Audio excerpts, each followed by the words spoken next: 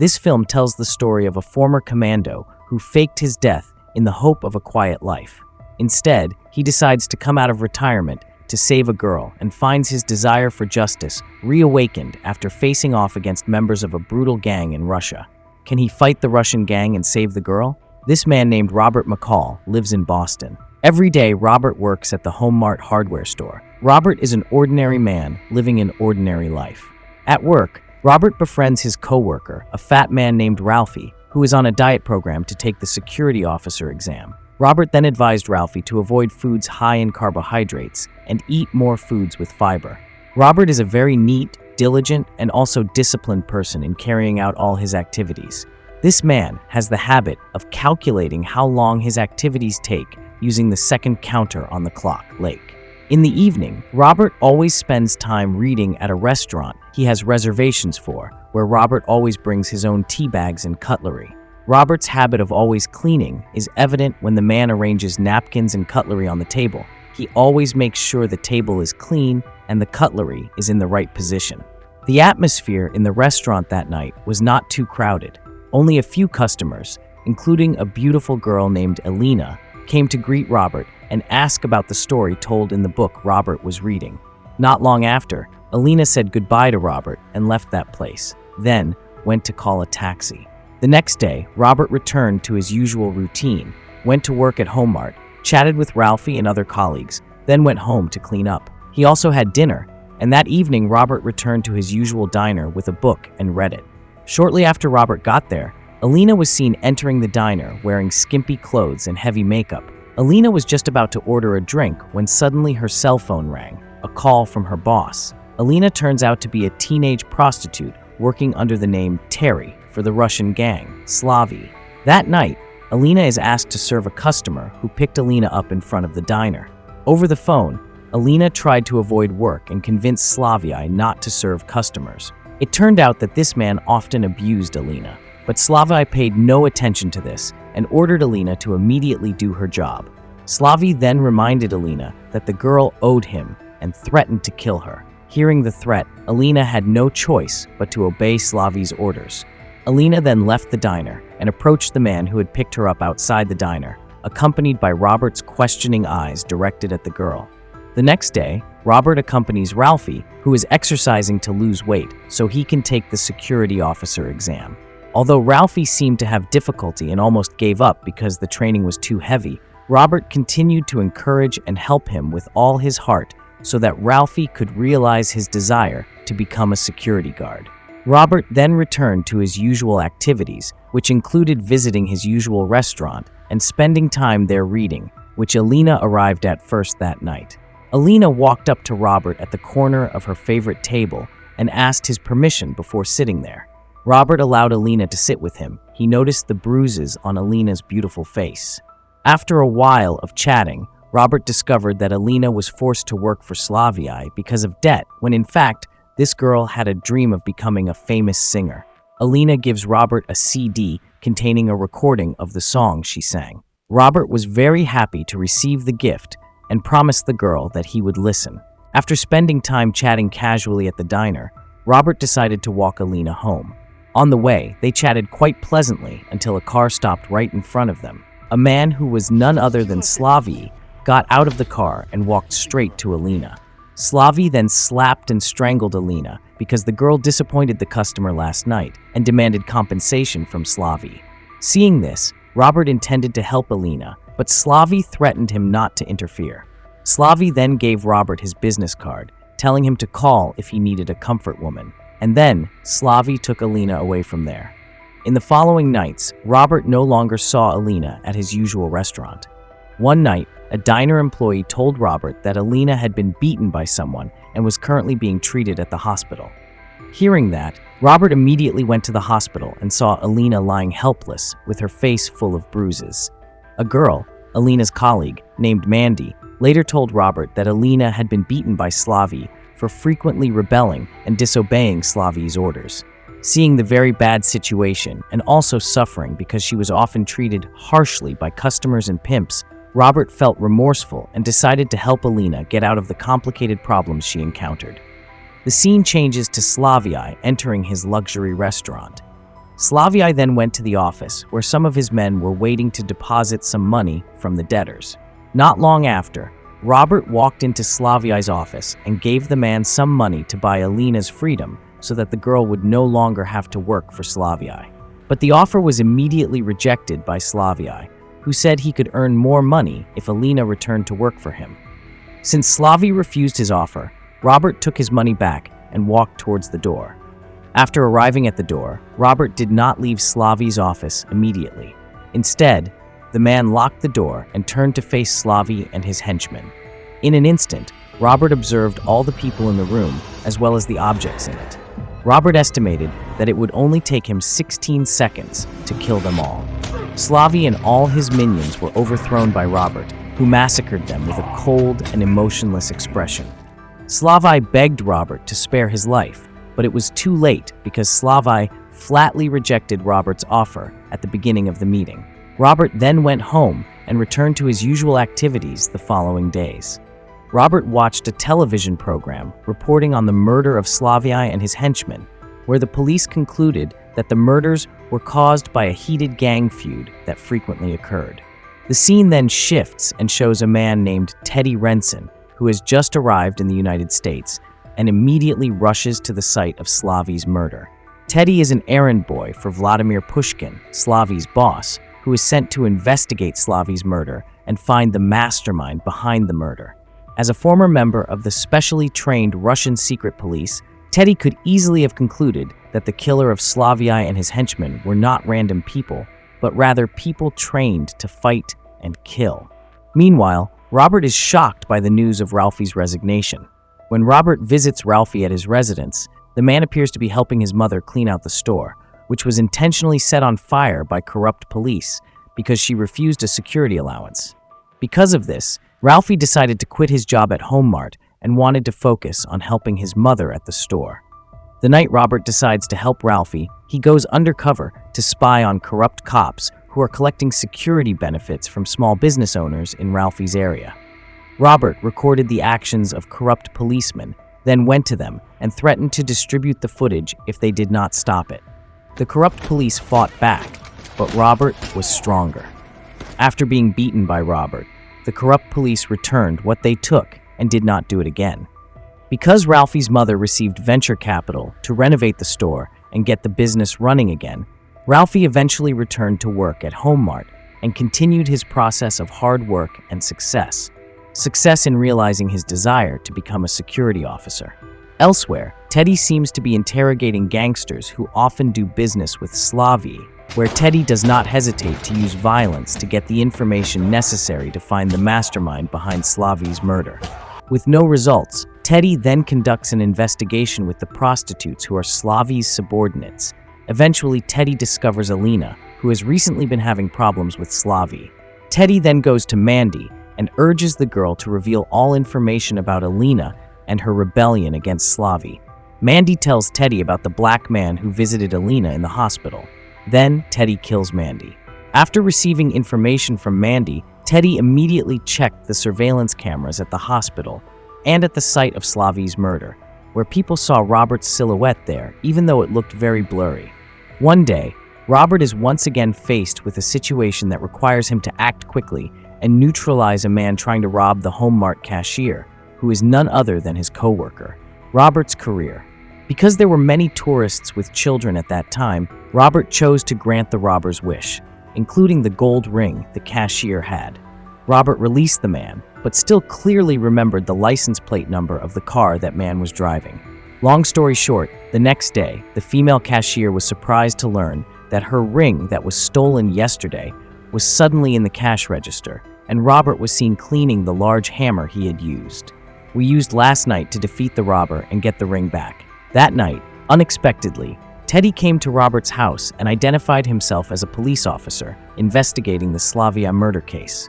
Teddy then asked about the whereabouts of Robert, who was in a fancy restaurant the night Slavii was murdered. Robert has been trained how to handle situations. He calmly answers all questions that Teddy asks to avoid suspicion. After asking Robert, Teddy said goodbye and left immediately.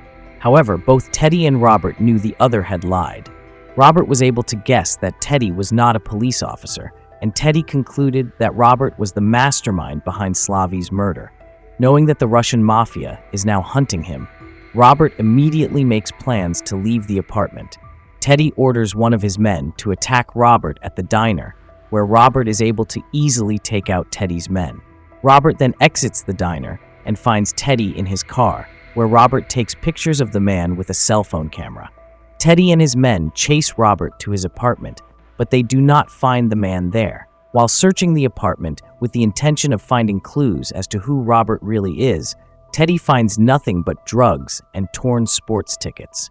Robert turns out to be somewhere else and tracks the movements of Teddy and his henchmen via a hidden camera in the apartment. Knowing that he is dealing with one of Russia's largest criminal organizations, Robert decides to visit his old friend and colleague at the Defense Intelligence Agency, Susan Palmer, who uses his resources to provide Robert with information about Vladimir Pushkin and his activities. Susan also informed Robert that Teddy Renson's real name was Nikolai Akenko.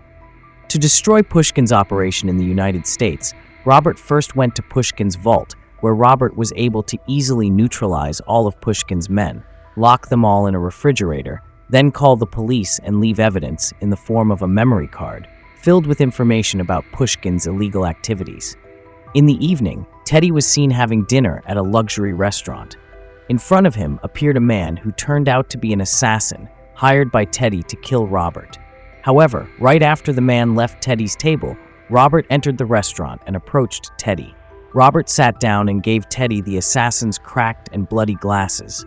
Robert then reveals that he knows about Teddy's past and warns Teddy to stop pursuing him, pledging to take down Pushkin's criminal organization. Robert then destroyed Pushkin's tanker and eventually destroyed all of Pushkin's business in the United States. Teddy immediately planned to capture Robert. Teddy and his henchmen go to the Home Mart store and take some of Robert's co-workers hostage. Teddy calls Robert and threatens to kill Robert's co-workers if he doesn't come to the Home Mart store soon. Apparently, Robert had expected this, so he snuck into the control room and turned on the speakers to distract Teddy and his men. After taking out some of Teddy's men, Robert frees Ralphie and asks him to help their colleagues escape through the back door. After ensuring that Ralphie and all his co-workers were in a safe place, Robert turned off the main lights in the Home Mart store, leaving only the dim lights. Robert immediately kills each of Teddy's men using the tools there, and finally confronts Teddy and kills him with a nail gun. 3 days later, Robert arrived in Moscow and killed all of Pushkin's guards at his villa. Robert tricks Pushkin into electrocuting himself to death. With the death of Vladimir Pushkin, it is certain that all his illegal activities have been stopped. After Robert returned to the United States, Alina, who had recovered from her injuries, approached him outside the grocery store. Alina reveals that she started a new, better life after being freed from Slavy. Alina also thanked Robert for giving her a second chance and gave him a gentle kiss on the cheek. After what happened to Alina and her colleagues, Robert was inspired to continue using his skills to help others in need. In the evening, as usual, Robert always visited his familiar restaurant, but now this man brought not only a book, but also a laptop. Robert then posted an ad online, now calling himself Equalizer. Months later, a middle-aged man who looked like a Muslim named Robert McCall was reading a book on a train traveling to Istanbul, Turkey. On the same train, there was a family consisting of father, mother, and young daughter. The father went to another carriage, and Robert quietly observed him from behind. Robert followed this man to the food truck. After Robert met the man, they talked. The man asked Robert what his purpose in Turkey was. While mixing the drink, Robert replied that he came to Turkey to find a Turkish man who was married to an American woman and had a daughter. He then explained to the man that the Turkish man he was looking for was an abuser who had hurt his own wife and forcibly brought his daughter to Turkey. Listening to Robert's explanation, the man finally realized that the person Robert was looking for was himself. He then ordered some people who happened to be on the ship to beat Robert. Robert, a former United States Marine, is very skilled and intelligent, demonstrating his fighting skills in this situation. As the men approached Robert, he quickly threw the teapot and cup he was holding at some of them. He then fights them one by one until they are defeated. In just a short time, Robert returned to the man he was pursuing who was sitting on a train. Robert sat down adjusted his worn sleeve from the previous battle, and told the man to choose whether he wanted to feel normal pain or extreme pain. The scene shifts to Robert arriving in a city in a black sedan. Robert's appearance in costume has completely changed. He no longer has a beard or wears white clothes like before. That morning, Robert was working as a taxi driver to an office building to pick up an old man. After the old man left the office, he immediately got into Robert's taxi and ordered him to leave as quickly as possible. On the other hand, in a city in Belgium called Brussels, there was a man named Calbert who had just returned from work. After taking off his coat, Calbert immediately went into the dining room to have dinner with his wife. Unexpectedly, when he arrived at the dining room, he saw his wife sitting scared with her face full of scars from persecution. Just then, several men appeared, and one of the men shot Calbert's wife right in front of him. Calbert was also brutally murdered by these unknown people. Apparently, they were the ones who were paid to kill Calbert and his wife. The scene switches back to Robert, who is still working as an online taxi driver. That night, Robert received orders from a man to take a woman who appeared to be in pain to his apartment. Not long after, Robert returned to the apartment of the man who had ordered it. He told the man that he had taken the previous female passenger to the hospital because the woman had serious injuries to her body. It turns out that Robert intentionally went to the man's apartment to chase all the men in the room because he was convinced that all these men had hurt the woman he brought to the hospital. In less than 29 seconds, Robert knocked out and killed all the men in the room. After the incident, Robert returned to his apartment. When he arrived at his apartment, he seemed surprised that one of his female co-workers named Susan was in his apartment. Realizing this, Robert immediately hugged Susan as if they hadn't seen each other for a long time. Susan is one of the best CIA agents currently busy investigating the spousal murder case with another colleague named Dave. The next day, Susan, Dave, and several other members of the investigation arrived at Calbert's house, which was devastated and bloodied from the previous murder. They investigate the murder scene and find clues about who killed Calbert and his wife. That night, when Susan returned to her hotel room, suddenly several strange men attacked her from behind and slammed her against the wall. Susan tried to use all her strength to fight the two foreign men, but those two men cruelly left Susan helpless. Robert was talking to a boy who was drawing pictures on the apartment wall when he suddenly received a call from Brian. Brian is Susan's husband, and he calls Robert to inform him that Susan has now been killed by an unknown man in her hotel room in Belgium. Hearing the news, Robert immediately went to Washington, D.C. to meet Brian and ask him about the chronology of events. Meanwhile, the two men in Belgium suspected of being paid to kill Susan were relaxing and having fun. A moment later, they heard a cell phone ring. When one of them answered the cell phone, a sudden explosion destroyed their room and killed both men. It turned out that the person who intentionally created the explosion that killed the two men was the same group of people who killed Calbert and his wife before. The scene shifts to when Robert is investigating Susan's death records to find out who killed his teammate. Robert found some CCTV footage from the hotel when Susan's murder occurred. Robert then went to meet Dave at a park. During the conversation, he explained that he discovered some irregularities in the footage after examining the hotel's CCTV footage. Robert is certain that Susan's murder was premeditated from the beginning. Robert then investigates the files on the case that Susan was previously investigating to determine whether Susan's murder has any connection to the case. After studying all the records related to the husband and wife murder case, Robert tries to determine exactly what happened when the murder occurred. He imagined himself in the dining room with the victims at the time of the incident to determine every possibility of the murder that night. Robert then contacted Dave again and said that the person who shot Calbert and his wife was left-handed. Robert felt certain that Susan knew who the perpetrator of the couple's murder was, so the perpetrator killed her. The next day, when Robert had a side job as an online taxi driver, he spotted a male passenger who looked suspicious and behaved strangely, and it turned out that Robert's guess was correct. On the way, the man suddenly used a knife to attack Robert. Robert immediately took action by swerving in different directions, causing the man to lose his balance. He then used his elbow to hit the man in the face several times. In just a short time, Robert was able to fight back and immediately killed this man. After Robert took the man's cell phone to investigate further, he immediately set fire to his and the man's taxi to destroy the evidence. The next day, Robert went to Dave's house to meet him and told him everything that happened yesterday. He tells Dave that there was a man who wanted to kill him before, and that he is certain that he is an agent who was paid by the same criminals who killed Susan. Robert also said he investigated the man's cell phone and found the phone number of the main culprit. Dave's cell phone suddenly rang when Robert called the main culprit's number. It turned out that the person who committed the murder of Calbert and his wife was Dave. He also killed Susan because he did not want the truth that he was the main culprit of the murder case to be exposed. After Robert took the cell phone from him, he actually knew that Dave was the culprit behind all of this.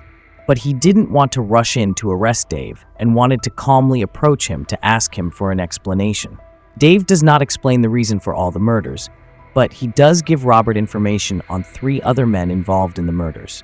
Before Robert left, he warned Dave and his 3 comrades that he would definitely return to kill them all. The next day, Dave and 3 friends went to Brian's house to kill Brian. Luckily, Robert predicted this and brought Brian to safety. The scene shifts to the moment Miles is painting the walls of Robert's house. Dave and his gang go to Robert's house to kill him. Miles realized something was wrong, began to panic, and immediately contacted Robert. Robert was on his way home and immediately turned on the surveillance camera from his cell phone. He then tells Miles to hide in the secret room behind the bookshelf. After Miles enters, he tells Robert that he can see Dave and his gang through the 2-way mirror in the secret room. When Dave was about to take the mirror, Robert suddenly called Dave and said that he was currently in a place that Dave also knew. After receiving the call, Dave and his accomplices immediately left Robert's house and went to the location that Robert had shown them. After a while, Miles, feeling the situation was safe, decided to immediately leave his hiding place and leave Robert's house. But unfortunately, it turned out that Dave and his gang were still in the house. Dave then points the gun at Miles. The scene shifts to when Robert is driving a car to the city that was his residence a few years ago. Currently, the city is being evacuated because a major storm is hitting the city. Soon after, Dave and his companions were also present in the city. Dave used force to break in and shoot a policeman guarding the town. He and his friends then arrived in front of an empty house that used to be Robert's home. Dave and his teammates have prepared complete and sophisticated weapons to face Robert, an expert on the battlefield. After checking every room in the house, Dave and his colleagues still could not find Robert's whereabouts.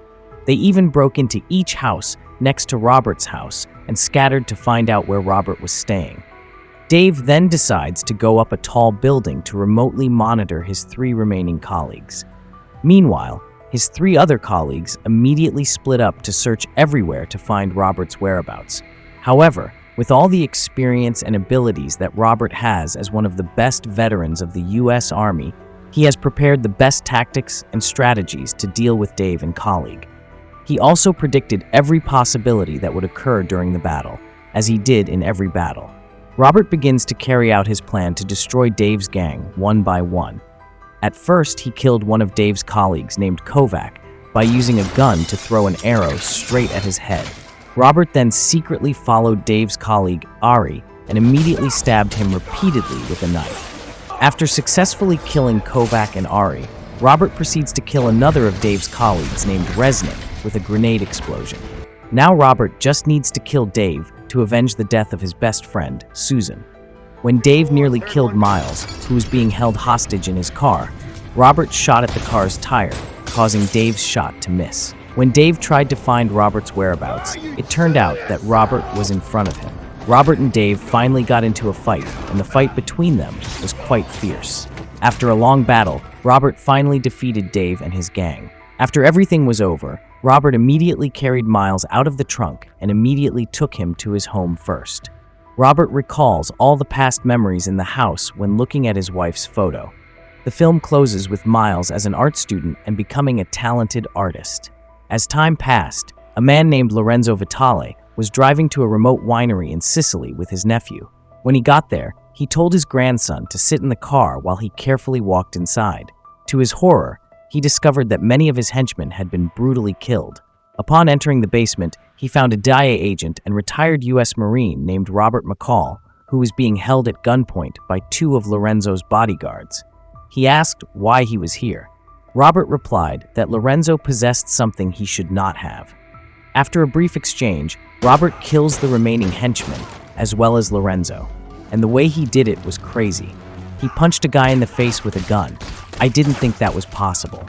As he walked out of the winery, Robert noticed Lorenzo's nephew sitting in the car and immediately asked him not to move. However, when he got into his car, the boy shot Robert in the back and quickly escaped despite being injured. Robert tries to board a ferry to return to the mainland. That evening, while driving on the Amalfi Coast, Robert pulled over and was knocked unconscious by gunshots.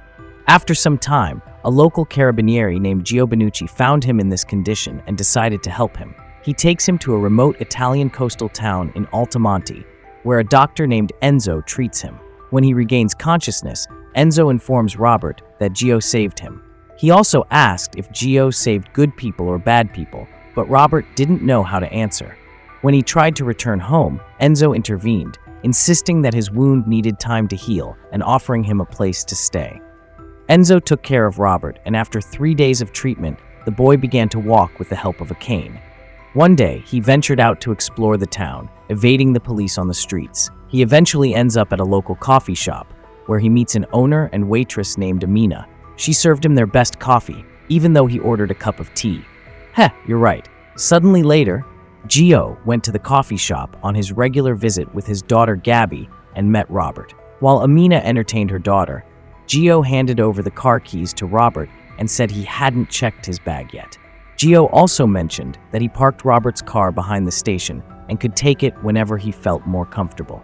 In the next scene, Robert makes an anonymous call to the CIA Financial Operations Group and speaks to an agent named Emma Collins. He told her about the winery in Sicily and how it was involved in illegal drug trafficking disguised as regular business transactions.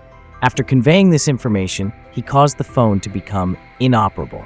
Emma, on the other hand, relays information to other CIA agents. Robert spends the next few days wandering around town and eventually getting to know the locals there. In the midst of this, he also learns about the Camorra, an Italian mafia gang that harasses and threatens townspeople over their income, demanding regular payments. In other words, they are the bad guys, and Robert is the good guy. That's all you really need to know. One day, Robert noticed a local seafood seller named Angelo being beaten by a high-ranking member of the Camorra named Marco Quaranta. Before leaving, he threatens Angelo that he will return next week to get the money. The gangsters then proceed to a large building where the leader of the Camorra, who is also Marco's brother, Vincent Quaranta, is attempting to forcibly evacuate the facility. It turns out the Camorra are carrying out their grand plan, commercializing the town by building new hotels, resorts, and casinos. In one of the rooms of the building, an elderly man in a wheelchair refused to obey the gang. As a result, the group members hanged the old man from the window, causing him to die. Just in case you didn't know, they're not bad guys yet. On the other hand, Robert and Enzo share a pleasant dinner conversation, and Robert insists on helping him with his daily errands. The following morning, he goes to the market on behalf of Enzo and visits Angelo's shop.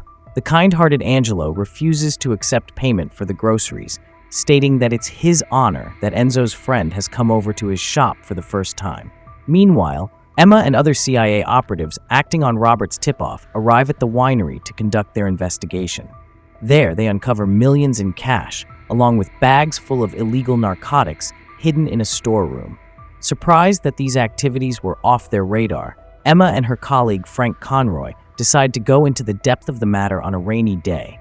Enzo is examining Robert's wound when the latter asks him for the reason why he treated him without involving any ambulance or police.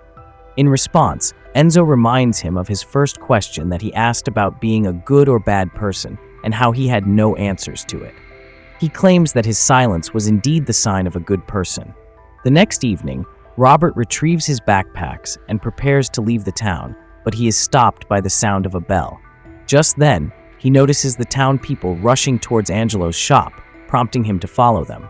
It turns out that Marco and his gang have burnt down Angelo's shop due to his inability to make payments. Despite this dominance, the town people can do nothing but watch helplessly. Later, Robert, along with some townspeople, help Angelo to clean up the mess. Meanwhile, Gio reviews footage of the firebombing and calls the Italian Central Police for an inquiry about a van that was seen outside Angelo's shop. In the midst of this, Robert is gradually recovering, becoming a part of the local community and deepening his friendship with Amina. He also explores more of the local cuisine of Altamonte, eventually adapting to the town. As a result of all this, the Camorra, interfering and bringing their influence into Altamonte, troubles him far more than he had expected. On one routine day, Robert is seen enjoying his coffee at Amina's cafe when he spots Emma secretly trying to take his photo. Robert then confronts her, suggesting that she capture the photo from a better angle. Emma asks why and how he has such precise information about the winery's real business. However, he sticks to giving her some vague answers, also advising her to delve into her remaining work. As she leaves, she addresses him by his name, which surprises him. Later that day, Gio goes to pick up his daughter from school. During this time, he receives a call from an unknown number informing him that Gabby's school was over a bit earlier than the other kids. Concerned, Gio inquires to one of the teachers, who reveals that an officer had picked Gabby up just a while back.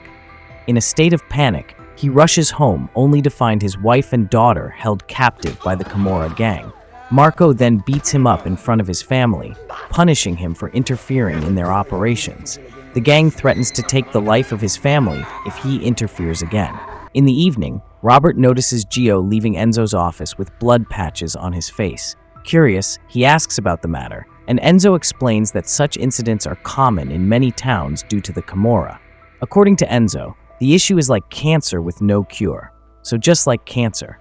The next day, Robert goes to the church, where he meets Emma one more time. She confirms that Lorenzo Vitale had been on Interpol's most wanted list for a decade, and that his operation was quite huge in itself. Intrigued about why he chose her for the anonymous tip, Emma questions his intentions. However, he diverts the subject by stating that she should be focusing on why Sicily was being targeted for these smuggling activities, promising to find the answer soon.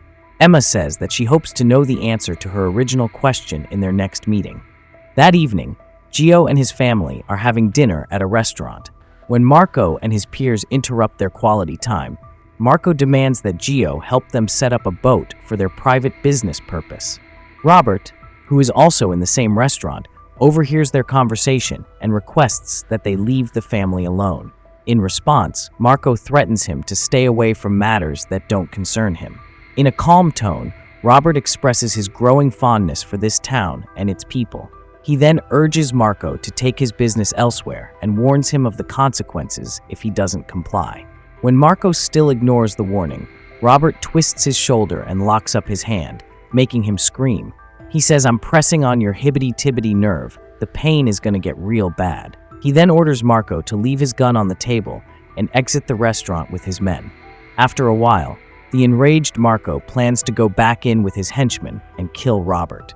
But before they can go forward with their plan, Robert drives a van through two of his henchmen and starts fighting them.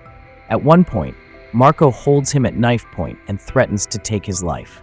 Regardless, Robert retaliates by twisting Marco's hand and drives the knife through his neck, ultimately killing him. And he didn't even have to grab his hibbity-bibbity nerve. The following morning, Frank contacts Emma from Rome to let her know about the latest station bombing. It's revealed that the cash found earlier in the winery was also linked to a similar terrorist act.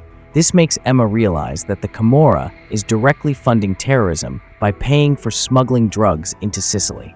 Furthermore, she speculates that Naples serves as the primary transit point for drug transpo and suspects the involvement of another team in Naples. Determined to unravel the entire chain, she begins her investigation by interviewing key members of the Camorra. For this, she also requests partnership and access with the head of Naples' police. Later on, we see the same police chief attending the funeral of Marco at Vincent's mansion. During this, he informs Vincent about the involvement of CIA officer Emma, who is investigating their illicit trades.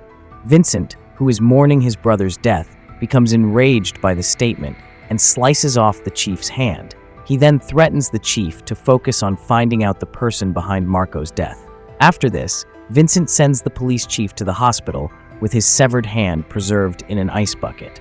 Elsewhere, Emma receives a call informing her about the police chief's predicament. Shortly after, she also gets a call from Robert, who tells her about the Camorra's involvement in the drug cartel closely tied to the earlier station attack. Robert's call inadvertently saves Emma's life, preventing her from falling victim to Vincent's planned bomb attack on her car. In the aftermath, Emma is immediately rushed to the hospital for med assistance. There, she meets Frank and alerts him about the Camorra. Upon learning everything, Frank assures her that he will handle the remaining operation. That evening, Vincent takes Gio and his family as hostages and threatens to shoot them in front of the entire town if his brother's murderer doesn't show up. When Vincent doesn't receive any information, he shoots Gio's ear and threatens to end him with the next shot. But then Robert reveals himself to Vincent and asks him to let the captives go. He claims that he's ready to be taken away and tortured, but not in front of the townspeople. However, Vincent, who is as arrogant as his brother, refuses, asserting that the locals must witness the consequences against the Camorra. But before Vincent can kill him, the townspeople start recording the ordeal, causing the gangsters to retreat. The same night, Robert infiltrates Vincent's home and stealthily kills his bodyguards one by one. Vincent, who is asleep, is startled by a drop of blood on his forehead. The glass right above him suddenly shatters, but he narrowly manages to escape. He then grabs his gun and tries to contact his already deceased gang members. Shortly after, Robert approaches him and forces him to take a lethal dose of his own drugs. Vincent tries to run away from his mansion, but Robert follows him. Eventually, the gangster collapses on the cobbled road of Naples and ultimately succumbs to drug overdose. The next morning, Robert pays a visit to Emma at the hospital, who expresses her gratitude for saving her life. He drops a bag of cash on the floor and shares the story of a man named Greg Dyer, who had lost his pension in a cyber attack. This makes her realize that Robert had followed the trail of the attack to the winery, killed Lorenzo and his henchmen, and retrieved the exact cash that was owed to Greg. Curious, she asks if Robert and Dyer are friends, to which he clarifies that they have only met once. In the next scene, Emma goes to Boston in order to deliver the lifetime earnings to Greg and his wife. Greg asks about the identity of the generous benefactor and wonders why someone would go to such lengths for a stranger. However, Emma replies that she would love to know the reason as well. After she departs, Greg happily asks his wife to unpack everything because they don't have to sacrifice their house anymore. One day, at the CIA headquarters in Langley, Virginia, Frank hands Emma a package containing a diary and a note from Robert. Much to her surprise, it's her mother's diary. As she connects the dots, she learns that Robert is none other than a friend of her parents from the CIA. In the final scene, the residents of Altamonte are seen celebrating their victory in a football match. Robert also participates in the celebration with some borderline cringe but still badass dance moves as one of the locals. Subscribe for more videos like this, turn on notifications, and leave a like to help the channel out. Thank you for watching.